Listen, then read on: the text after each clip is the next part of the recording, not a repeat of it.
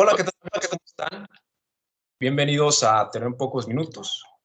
El día de hoy, bueno, más que una entrevista, va a ser una presentación de un libro y estoy con el autor Orifiel Sáenz Cervantes. Es egresado de la Universidad de Guadalajara, tiene 29 años, licenciatura en psicología, es tallerista, ensayista, conferencista, cuenta con más de 150 cursos y certificaciones, apasionado por la política, la filosofía. De manera autodidacta ha leído más de 400 libros de política, filosofía, psicología y psicoanálisis. Bueno, antes de nombrar el título del libro y de comenzar con esta presentación que va a ser casi una conversación entre colegas, amigos, pero que a final de cuentas, pues la intención es que la gente ya conozca tu obra. Orifiel, pues ¿cómo te encuentras el día de hoy? La gente ya me conoce a mí, soy Alejandro y director de Tener un Poco de Minutos, licenciado en psicología. Colega, ¿cómo estás? Amigo, ¿cómo estás? Pues muy bien, Alejandro, aquí contento de presentar un nuevo libro. Pues ya tuvimos la oportunidad de presentar el anterior, Rosa y Azul, la colaboración que hicimos con el de ensayos críticos y bueno, me alegra bastante personalmente el ya tener un tercero y un cuarto que pues pronto lo vamos un cuarto que ya está escrito. Es la segunda parte de este, ya está escrito, nada más falta pues la publicación y todo lo demás. Pero me siento muy contento. De maravilla, Orifiel. Bueno, que me alegro que estés bien. Y yo también estoy contento de poder presentar este libro porque al público le comento, pues Unifiel me otorga ahora sí que el honor, porque esto es un honor, de prologar su libro. Así que se van a encontrar un prólogo de Alejandro. Estoy agradecido por eso, ya te lo dije fuera del área, gracias. Y bien, pues ahora sí vamos a comenzar. ¿Qué es lo que estamos presentando hoy? No sé si va a aparecer al revés o va a aparecer directo, pero el libro se llama Psicología de las Masas, una terapia hitleriana, métodos de manipulación masiva. Muy bien. También por ahí Urifi lo tiene. Yo aquí tengo una copia que me envías por correo, te lo agradezco bastante, ya te lo había dicho también fuera del aire. De Y nada. bien, Urifiel, pues vamos a comenzar con la idea fundamental. ¿Cómo surge esta chispa creativa de decir, tengo que escribir un libro sobre psicología de las masas y además enfocado en un personaje tan icónico como lo es Hitler? O sea, ¿cómo surge? ¿Qué estabas haciendo? Cuéntanos. Bueno, la idea surge a partir de que yo quería escribir un libro que de hecho lo voy a escribir, va a ser la tercera parte de la trilogía. Se va a llamar El arte de la guerra aplicado a la política. Yo, porque empecé leí El arte de la guerra de Sun Tzu, me interesó bastante. Sí. Y empecé a comprar versiones del arte de la guerra. Está el de aplicado a la empresa, aplicado a los negocios, al marketing. Y jamás encontré un arte de la guerra aplicado a la política y se me ocurrió la idea, ¿por qué no escribirlo? Dentro de esta idea de escribir el arte de la guerra aplicado a la política, pues leí a Le Bon, me pareció pertinente sacar algunas máximas del libro de psicología de masas de Le Bon. Pero cuando empecé a estudiar psicología de masas de Freud y Le Bon, me dio tanto material como para decir, de aquí se saca un libro completo, no solamente unas cuantas máximas. Entonces, yo ya había leído anteriormente a Le Bon el libro Psicología de las Multitudes del autor. Me pareció por demás muy interesante porque, pues, es un libro que, a pesar de los años en los que se escribió, no ha perdido actualidad porque es una teoría que, si bien se considera pseudocientífica, Sí. Se sigue utilizando en la publicidad, el marketing. Entonces, leí a Le Bon, leí a Freud, que Freud en su libro Psicología de Masas retoma gran parte del libro de Le Bon. Básicamente están unidos los dos. Entonces, ¿cómo relacioné yo a esta teoría de psicología de masas con un personaje tan icónico como es Adolf? Lo que pasa es que después de leer Psicología de Masas, leí Mi Lucha. Ok. y lo primero que se me vino a la mente al estar leyendo Mi Lucha es, este güey leyó a Le Bon. Ahí, o sea, en Mi Lucha está toda la teoría de psicología de masas aplicada. Wow. Entonces yo dije, Interesante. entonces yo cuando leí el libro de My Kampf, de Mi Lucha, noté que este cuate no solo había absorbido toda la teoría de psicología de masas de Le Bon y de Freud, sino que pues había leído a otros autores, tal como lo es Nietzsche, inclusive hay 2, 3 referencias a Platón, a Hegel, pero en lo que él sustenta su libro, y más que nada, no solo su libro, sino lo que él llevó a la práctica en su publicidad, en su marketing político, está 100% sacado de psicología de masas de Le Bon. Entonces, Wow. lo que hice fue desgranar un poco estas obras, complementándola con muchos otros autores que ya te encontrarás ahí en el manual, y desglosarla en máximas, en un manual fácil de leer, fácil de entender, y que, pues bueno, ya está ahí al alcance de la mano. Completamente. Fíjate que esto que mencionas es muy interesante, como, bueno, yo no he leído Mi Lucha, pero qué interesante que al estar leyendo Mi Lucha tú encuentres ciertos patrones de Sí. similitud con Le Bon. Y esto suele pasar en el mundo de la literatura en psicología o en sociología, antropología. Suele pasar que diversos autores, ya sea porque uno leyó al otro o porque pensaron cosas muy similares, se encuentra una relación bastante fundamental. Tal es el caso de Freud con Levi Strauss sobre la familia. Cada quien con métodos diferentes llegó a conclusiones similares. Ahora, las neurociencias con la teoría del apego también están llegando a conclusiones similares a las de Freud. Entonces, qué interesante cómo logras esto. A mí lo que me parece fundamental es este método que tú consigues en el libro. Pues obviamente si lo prologué yo lo leí, damas y caballeros. Este método que consigue Orifiel está muy interesante porque primero es como Freud y Boone para entender cómo funcionan las cosas. Ok, tenemos un panorama de cómo funcionan las cosas a nivel psicosocial, dinámicas sociales, todo lo que implica dinámica de grupos.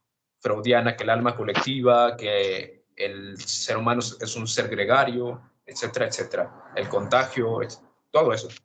Y después metes a Maquiavelo. Eso es brillante, porque regularmente, pues la gente que hace análisis político, pues se queda ahí en el análisis político. Pero si tú le agregas a Maquiavelo, es una invitación a la acción, ya sabes cómo operan más o menos las masas. Ahora, ¿cómo orquestas tú algo para conseguir un determinado fin? Y me parece que eso es lo que suma bastante a la obra de Le Bon y de Freud, que agregues a Maquiavelo en ese sentido. Y yo te preguntaría, vemos un Hitler icónico, lo dejas muy claro en las primeras páginas de tu libro, que la gente no se confunda, eh, no se está haciendo una adulación o, cómo se le dice? Una oda a la figura, a Hitler, sino a su capacidad para ser un psicólogo de masas, a su capacidad para ser un líder político, a su capacidad oratoria, a su capacidad para precisamente imponer un mensaje, impregnar un mensaje, mejor dicho, esa palabra. O sea, se está evaluando a Hitler en su papel como político. Ya toda la discusión moral, pues obviamente da para otro tema. Toda la discusión moral de la cuestión del holocausto, de lo lamentable y lo inhumano que pudo llegar a ser. Eso es otro tema bastante interesante. Sin embargo, aquí lo que se rescata en este libro es precisamente la figura política de Hitler y la capacidad en tanto maniobra para poder ejecutar, pues, ahora sí que este gran movimiento y lograr que se hiciera una de las cosas, pues, más aberrantes en la historia de la humanidad. Y, Orifiel, me pregunto, sé porque me lo has dicho, hay muchas personas que intuitivamente son psicólogos de masas. Yo me pregunto, ¿qué había de especial en Hitler? Además de que es uno de los tantos que fue un gran psicólogo de masas. No diría que fue uno de los tantos, sino, a mi parecer, ha sido, a menos en la época moderna, el mayor psicólogo de masas. Porque cuando leemos a Freud y a Le Bon, pues ahí está la teoría, pero ahí se queda. Ellos jamás fueron psicólogos de masas. Pero el ver que una persona tome este libro o esta teoría o este bagaje literario y lo lleve literalmente a la práctica, es algo, me parece algo espectacular, porque hay muchos políticos y todos a su medida y a sus capacidades, pues llevan la psicología de masas hasta ciertos niveles, vaya, pero quien la ha llevado a la práctica, o sea, a un nivel espectacular en nuestra época, es el mayor es Hitler. Entonces, yo en él veo una que para mí no lo sé, porque él en su libro jamás menciona a ningún autor, pero cuando yo leí Mi lucha, no me cupo ninguna duda de que Hitler estudió a Freud y a Le Bon, porque hay similitudes extraordinarias en lo que él dice y en lo que dice la teoría de psicología de masas de Freud y Le Bon. Dos, me parece que el carácter, la personalidad y el cómo Hitler estaba constituido psicológicamente, es un ser que nació para, para eso, para, para persuadir a las masas. Tenía una capacidad enorme de proyección, porque cuando se trata de masas, un elemento importante es saber proyectar el mensaje que estás dando, creértelo de verdad. Y no me cabe duda que Hitler realmente creía que él era un tipo mesías, salvador de Alemania. Entonces, al él estar convencido de verdad, esa es la diferencia entre un político mediocre y un político hábil, un caudillo, en que el caudillo verdaderamente cree en su causa y verdaderamente cree que lo que está haciendo es correcto y que cree en sí mismo. Y hay políticos que simplemente te dicen lo que quieren escuchar y fingen ser un caudillo que no son. Entonces, ahí está el punto clave en si de verdad crees en tu causa o no crees en ella y estás ahí como enmascarando las cosas o fingiendo, ¿me explico? Entiendo. Entonces, para mí es un punto clave el hecho de que Hitler realmente creía que él era el salvador de Alemania y su causa era buena. Eso, bueno, yo creo que para algunos es contraintuitivo, porque regularmente se nos ha pintado a un Hitler malévolo. O sea, me parece que es difícil encontrarnos una persona neurotípica que realmente piense, estoy haciendo el mal. Me parece que es difícil y tú te basas en Freud, ¿no? Y es el comentario que te hago por ahí en mi prólogo, como pues a final de cuentas el psicoanálisis de la rama que sea, me atrevo a decir, pues tiene, tiene una hipótesis muy bien marcada y es que el ser humano no es meramente bueno, pero tampoco meramente malo. Y que entonces a veces algo que tú piensas que está muy bien, en el fondo es algo muy egoísta o en el fondo es algo que no está tan bien.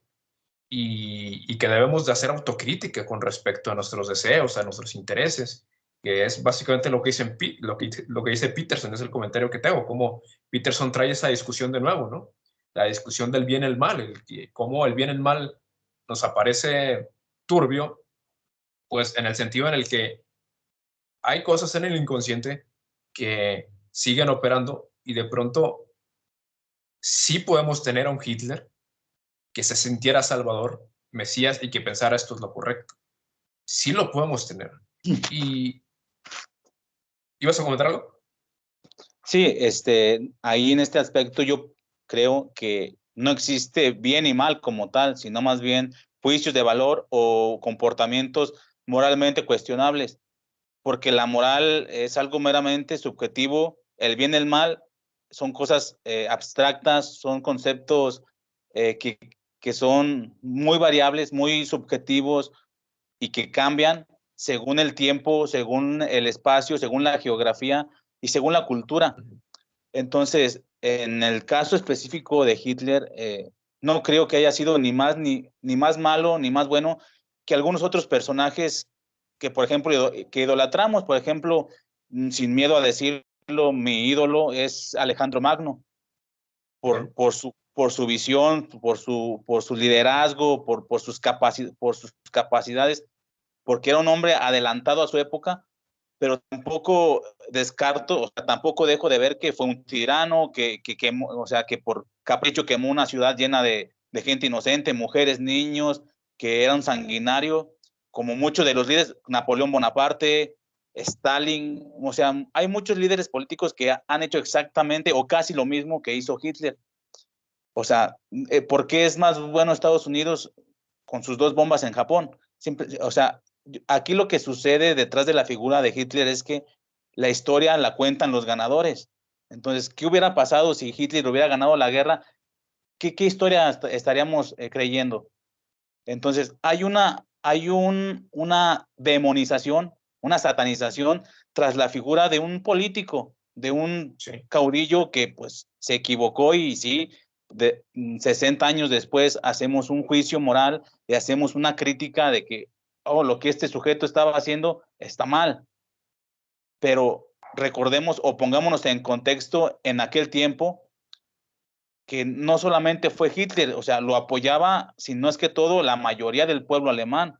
Sí. Era casi todo un país que estaba apoyando una ideología. Y no solo un país, sino que antes de que estallara la guerra, antes de que Hitler invadiera Polonia, era una figura pública súper aceptada a nivel internacional. Era un tipo Elon Musk o Vladimir Putin. Salía en el Times, salían en revistas famosas, era considerado el hombre del año. ¿Por qué? Porque pues sabía vender muy bien su imagen. Él se mostraba vegano, atractivo y muy orando, o sea, su oratoria era muy buena y era Claro. un hombre internacional. Después de estallar la guerra, pues ahora sí, por cuestiones políticas e ideológicas, pues se dividieron los bandos entre el bando de Alemania, el bando de Estados Unidos, pero creo que, y tú lo has dicho, no hay gente o no hay personas 100% buena o 100% mala. Tenemos un super yo, tenemos una persona, una sombra en el caso de Jung, instintos de muerte en el caso de Freud. Entonces, la cosa es, así como te pongo de ejemplo Alejandro Magno, así como fue un hombre brillante, súper visionario, hizo muchas cosas buenas para la cultura de Occidente, así como de elevado era su ideal, así de fuerte era su sombra también. Entonces, no podemos pedir que alguien sea 100% bueno cuando realmente somos seres humanos y nos rigen las dos partes. No sé qué opines al respecto. No, sí, más que opinar, resaltar, ¿no? Cómo, cómo, cómo en el libro no demonizas ni satanizas a Hitler. Al contrario, rescatas lo que sí es rescatable, lo que sí se podría aplicar con otro tipo de causas. Exacto. No un genocidio, sino otro tipo de causas. Es que con esa capacidad para movilizar masas, pues, evidentemente, si tienes una causa ética, pues no le veo mayor problema. Y, y sí, tal cual es. Me parece que es el descubrimiento, para mí, a mi juicio, es el descubrimiento freudiano o psicoanalítico por antonomasia que va a marcar un antes y un después, que hay por ahí cosas que no entendemos de nosotros mismos. Vamos, sí, sabemos que desde antes hablaba inconsciente, pero es otro tema, ¿no? Ahora también, eh, Me parece interesante que uses a Freud, porque si hoy entendemos la política actual, o sea, freudomarxismo, ha dominado el freudomarxismo. Y qué interesante cómo Freud, después de ya casi, ya un siglo, después de ya un siglo, pues sigue teniendo tanta repercusión para poder interpretar ciertos matices de la realidad política. Aquí es donde me torno a la siguiente pregunta, que sería, una vez que podamos leer este libro, yo tuve la oportunidad, pero ¿qué le dirías al lector una vez que ya comprende el libro? Porque la verdad está muy entendible, es una de las cosas que también por ahí estuve puntualizando. ¿Qué le dirías al lector? ¿Está más preparado para ser menos influenciable? ¿Está más preparado para influenciar a los demás? ¿Qué ventaja tendría al tener esta información en correspondencia al pasado de no tenerla, simplemente vivirla? Bueno, yo el objetivo de mis manuales, uno, es la máxima junguiana y freudiana, es de hacer consciente lo inconsciente. El lector, aunque no sea político, al leer este manual, se va a dar cuenta, va a ser consciente las formas en las que los políticos nos manipulan, básicamente. Entonces, al ser consciente de los métodos de manipulación masiva, la próxima vez que vea una campaña política o que esté pensando en votar por cierto candidato, va a decir, lo que está haciendo este güey, ya lo leí y es una estrategia de masas que leí en el libro de Psicología de Masas. Entonces podrá, si no es que todos los sesgos, pero al menos sí evitar unos cuantos sesgos psicológicos que utilizan los políticos para manipularnos. Esa es la Sí. primera la primer causa o el primer objetivo con el que escribo el libro. El segundo es, bueno, pues si te gusta la política y ¿por qué no utilizarlo? Yo soy en política, de hecho hay los dos típicos bandos, el bando de, de Rousseau, que dice que el hombre es bueno por naturaleza y la sociedad lo corrompe, y el bando de Maquiavelo, que dice que no, que el hombre es malo por naturaleza y necesita que la sociedad le obligue a ser bueno. Yo estoy del lado de Maquiavelo, siento que tenemos instintos que tenemos tendencias a, a ser egoístas, a anhelar el poder, a dominar, a acaparar, a poseer. Entonces, cuando asumes esta naturaleza humana, dejas de idealizar la política y empiezas a ser más pragmático, que es lo que dice Max Weber. Eh, el político debe sacrificar la moral en beneficio de la eficacia o de la eficiencia. ¿Qué significa esto? Que en política debes de dejar a veces tus valores en casa y ser pragmático, ser práctico. ¿Qué es lo que funciona en política? Pues aquí en política, pues las cosas funcionan así, que es la inteligencia social de la que habla Robert Greene. Cuando tú llegas a un sistema, no llegas a juzgar el sistema, a criticar el sistema, ni a cambiarlo. ¿Por qué? Porque como estás abajo y vas llegando al sistema, el sistema te detecta como un virus y te desecha o te aplasta. ¿Qué es lo que dice Robert Greene? Aprende del sistema, observa cuáles son las dinámicas, cuáles son las reglas implícitas, porque los sistemas, las que están escritas, y hay unas reglas implícitas de las que nadie habla, de las que nadie nos dice, pero están ahí. A ver, ¿por qué algunos ascienden más rápido? ¿Por qué corren a otros? ¿Por qué el patrón favorece a este y a este no? Entonces, es aprender las dinámicas y utilizarlas a favor. Entonces, el hecho de leer este manual, pues te da una herramienta que puedes utilizar para llegar a un puesto de poder más elevado y desde arriba sí que puedes cambiar las cosas. No puedes llegar a la política o a una empresa y decir, no, así no son las cosas o así está, es que están mal, tienen que cambiar. No, desde abajo no puedes cambiarlo. La idea del manual es que, ok, te acoples, utilices el sistema a tu favor, que utilices el manual, asciendas, tomes un puesto de poder y desde arriba, ya cuando estés arriba en el poder, vaya que puedes cambiar el sistema, no desde abajo ni cuando eres un principiante. Entonces, cuando nosotros vamos a una empresa, a un negocio o a la política con utopías, con ideales de lo que debería de ser o de cómo debería de, pues básicamente nos estamos echando la soga al cuello.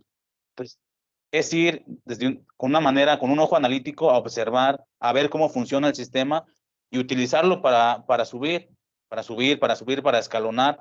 Ya cuando tú estés arriba, puedes cambiar esa estructura, no desde abajo. Y esas son las dos razones por las que creo que haría bien o se podrían utilizar la lectura del libro. Eso está muy interesante. Sobre todo me parece que es una propuesta muy, muy loable para la juventud, sobre todo, que son quienes a lo mejor todavía ostentan de cierta rebeldía o de ciertas posturas utópicas, a lo mejor por el desconocimiento del mismo tema, pero es muy interesante porque de pronto a lo mejor gente con buenas intenciones, sin entender cómo funcionan realmente las cosas, la practicidad del mundo político, pues a lo mejor se queda en eso, en buenas intenciones y no surge a más, ¿no?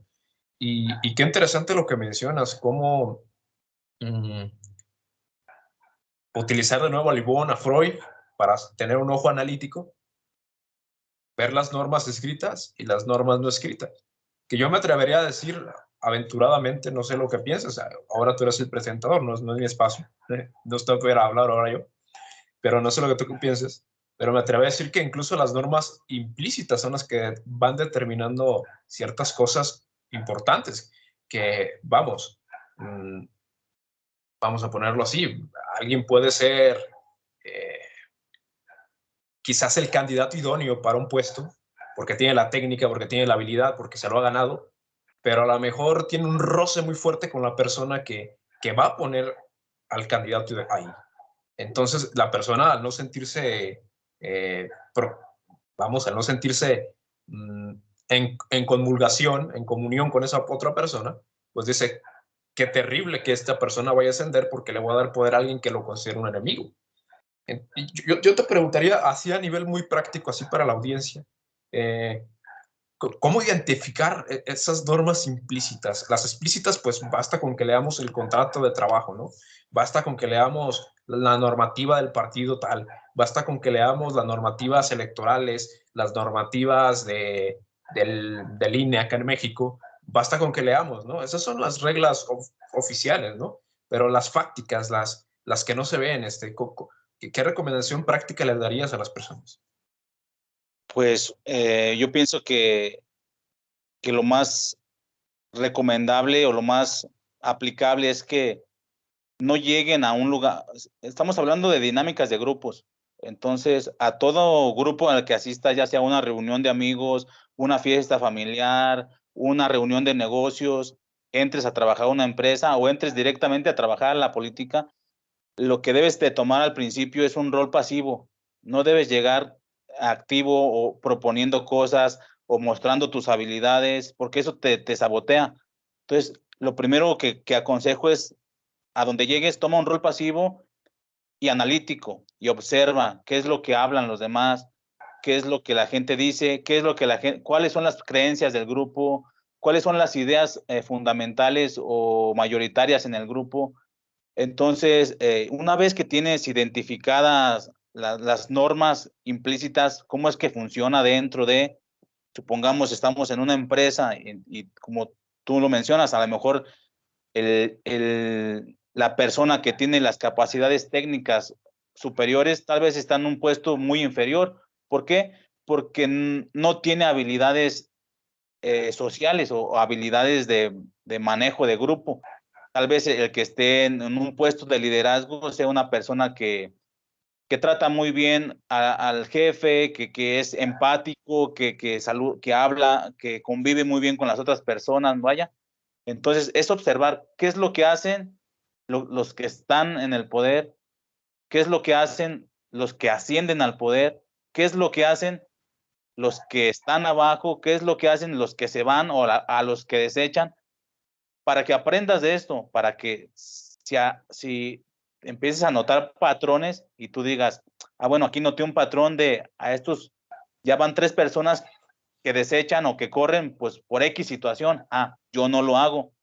A ver, a estas otras personas han ascendido de nivel porque noto que han hecho esta otra cosa o esta acción. La aplico conscientemente. Y eso es la inteligencia social, de aprender las dinámicas de los grupos y utilizarlas a tu favor, básicamente. Muy bien, muy bien, muy bien. Muy interesante. Ahorita que estabas comentando esto, inmediatamente se me vino a la cabeza un viejo amigo que sí se dedica a la política, no diré nombres para no perjudicarle ni nada, pero él me decía, a mí un filósofo me dijo que no tengo personalidad. Y yo dije, no me importa, porque eso me ayuda a adaptarme a cualquier entorno. Yo te preguntaría desde el análisis político que has hecho con este libro y el que llevas hasta ahora, ser político, ¿qué tanto implica ser completamente maleable? No sé si está la palabra plastilinoso, o sea, como plastilina. O sea, ¿hasta qué punto el ser político implica una flexibilidad mayor que la que tendrían el común de las personas? Creo que es un factor muy importante el ser camaleones, porque recordemos, o sea, no hace mucho cuando existía la aristocracia era una zona de guerra fría, donde las personas intentaban por todos los medios ocultar sus verdaderas creencias, sus verdaderas intenciones, y por otro lado intentaban a costa de todo encajar con los demás, aunque se odiaran, encajar, simpatizar con el rey o con el príncipe, aunque lo odiaran. De la aristocracia y de su forma y de su estilo de vida es que nace la diplomacia como tal. La diplomacia es una práctica que ha llevado a los países a mantener la paz desde la Segunda Guerra Mundial. El ser diplomático es un arte que se desarrolla y que nace de la aristocracia, de su estilo de vida, de su manera de fingir, de ocultar sus intenciones, de ser amable hasta con tu propio enemigo, de adoptar ideologías que tal vez no concuerdes con ellas, pero que tal vez las puedas utilizar o te sirvan. Eso es la parte de que tú dices de ser flexible, de ser camaleón. Somos, ya lo dijo Aristóteles, somos animales políticos. Sin embargo, tenemos una concepción errónea de lo que es la política. Lo vemos como algo aburrido, como algo malo. Sin embargo, la política la tenemos todos los días, no solamente en el mero accionar político como tal, sino que Partidario. política hay en las relaciones, diario en las relaciones humanas, con la pareja, con los hijos, con la familia, sí, con los amigos, en el trabajo. Hacemos política todo el tiempo. Entonces, cuando hablamos de política como una profesión, estamos hablando del Estado, del gobierno. Aquí hay una diferencia importante, ya lo dijo Montesquieu, y me parece importante mencionarlo. Dice, la moral es para el pueblo. ¿Por qué? Porque la moral es un método de control. Entonces, la moral es para el pueblo, la lealtad es para la nobleza y el honor es para el príncipe. O sea, un príncipe no puede darse el lujo de tener moral,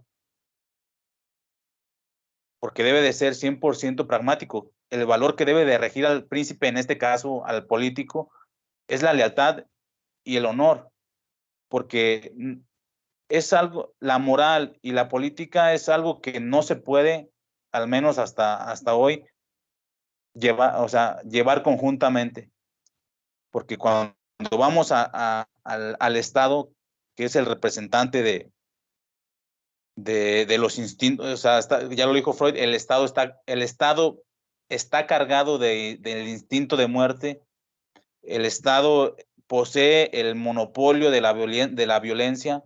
Entonces, sí, cuando estamos hablando de política de Estado, no podemos combinarlo con una moral, con un ideal o con una utopía o con un debería, porque entonces te vas a encontrar muchas contradicciones. En política como tal es maquiavélica. O sea, Maquiavelo no propone nada nuevo. Maquiavelo lo que hace es revisar la historia y hacer un análisis de lo que durante milenios funciona y lo que no funciona. El Príncipe, que es un libro sobre liderazgo, no lo inventó él, no se le ocurrió. Él analizó desde los griegos, los romanos, qué cosas sí funcionaban, qué cosas no. Y él nota que aunque pasen siglos, aunque pasen milenios, seguimos siendo seres humanos y compartimos una base biológica, una naturaleza en común. Por ende, tendemos a repetir patrones, a perseguir las mismas cosas, a perseguir el poder, a ser egoístas. Entonces, cuando aceptas o cuando reconoces esta naturaleza humana, puedes saber o utilizar ciertas técnicas o ciertas estrategias que van a seguir funcionando. Maquiavelo es un personaje que a pesar de que escribió sus libros hace 500 años, no ha dejado de tener actualidad porque él basa su teoría en la naturaleza humana. Qué interesante esto que mencionas. Es muy interesante porque el término maquiavélico pues es algo que utilizamos ya en nuestra vida cotidiana cuando estamos hablando de alguien que ha orquestado una idea y que ha manipulado a los demás para llegar a determinado fin a partir de determinados medios y de pronto es el manipulador al final de cuentas. Y qué interesante que la palabra maquiavélico haya trascendido siglo tras siglo, ¿no? De haberse escrito El Príncipe. Y me parece muy interesante también cómo mencionas la moral para el pueblo, la lealtad para la realeza, algo difícil, de Montesquieu, y dijiste que para el príncipe era el honor. el honor. Ok, qué interesante. ¿Qué papel consideras que tiene la moral actualmente en términos políticos? Porque sabemos hoy por hoy que hay políticos que se basan en determinada moral, puede ser católica, cristiana, judeo-cristiana en general, y de eso hacen su marketing. O sea, ¿cómo relacionas estos conceptos de la moral? ¿Qué papel tiene en el juego político? La moral en la política únicamente se utiliza precisamente para lo que mencionas, para el marketing, no va más allá. El caudillo o la figura pública o el candidato, ya lo dijo Maquiavelo, o sea, debes de presentarte, debes de representar todos los ideales o todo lo bueno que el pueblo anhela, o tú debes de fingir o representar, ser todo lo bueno que el pueblo desea ver en ti, pero no va más allá. En el accionar político, muy poco da para tener moral. Siempre el accionar político es muy amoral. Siempre te encuentras con dilemas éticos, con cuestiones espinosas, en entrecruzadas donde vas a decidir entre dos cosas malas y vas a elegir la que es menos mala o la que tiene un mayor beneficio a menor coste. En política muchas veces no se puede actuar idealmente como se pretende. Entonces, un problema de la política actual es que a fuerza de todos los medios, de instituciones, de mucho idealizar, se intenta y que el político sea moral, que el político sea bueno, que el político sea ético. Sin embargo, todos estos intentos fracasan porque a final de cuentas somos seres humanos y no nos rige 100% la moral, sino los instintos o los deseos. Cuando estamos en el poder, cuando estamos haciendo política, pues nos ganan los deseos, los impulsos, los instintos. Entonces, me parece un error estratégico en la actualidad querer que por fuerza haya una política buena cuando la política no puede ser buena.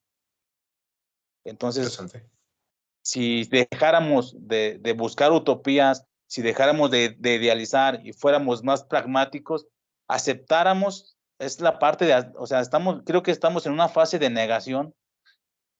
Entonces, si aceptáramos que la política tal cual es un área de instinto de muerte, es un área de donde no cabe la moral, donde se juega sucio, donde se traiciona, donde se roba, donde se pervierte, donde hay corrupción, dejaríamos de tratar de verla como, o intentar que sea ideal y seríamos más pragmáticos, o sea, aceptaríamos que, bueno, los políticos roban y eso no está mal.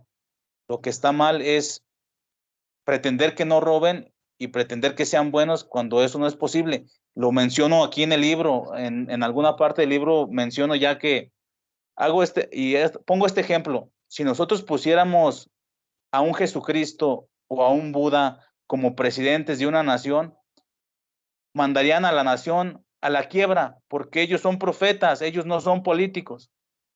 Entonces, si ellos, aunque fueran personas iluminadas y muy buenas y muy honestas, como no saben de política, como no son políticos, sus intenciones y su bondad no va a salvar a un país, no va a llevar a un país a flote. Entonces, yo pongo este ejemplo. ¿Qué prefieres? ¿A un líder político bueno, pero que no va a robar, no va a hacer nada malo, pero como no va a ser hábil en la política, va a mandar al país a la quiebra? Entonces, tenemos al segundo político, al político hábil, ok, se va a llenar los bolsillos, va a enriquecerse, va a robar mucho dinero, pero como trae estrategias, trae una habilidad política detrás, va a hacer crecer al país a pesar de lo que robe, ¿me explico?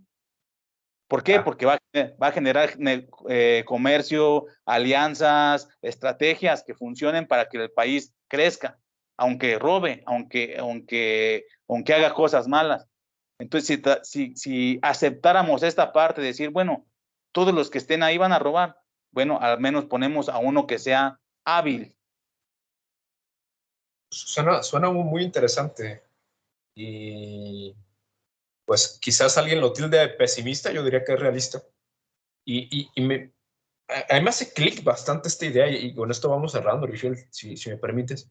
Me hace clic bastante esta idea, como el político a lo que es, a la política, el profeta a lo que es, a la profecía, a profesar, el moralista o la persona moral a lo que es, a practicar su moral.